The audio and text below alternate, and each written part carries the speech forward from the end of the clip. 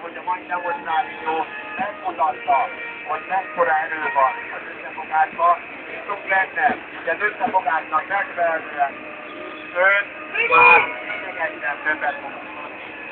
Nézzétek, kérlek, nézzétek a honlapunkat, hiszen föl fogunk ráírni.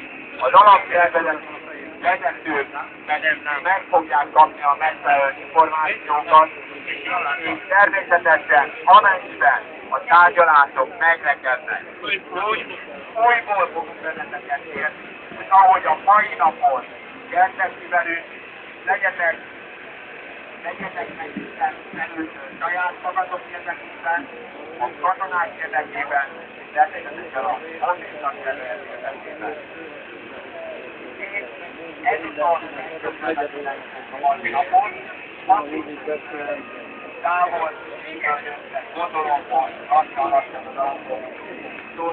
A Budapesti Konferenciának maradjanak velem, a többieket jó utat kívánok hazafelé, és azt szeretném, hogy találkozzunk legközelebb.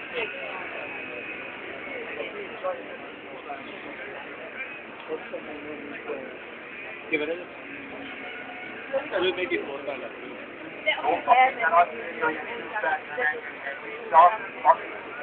A zászlóhoz, ahol egy zászló, aki természetesen visszatudja a zászló, és jöjjön vissza az országzászló, akinek viszont kell, azon köszönöm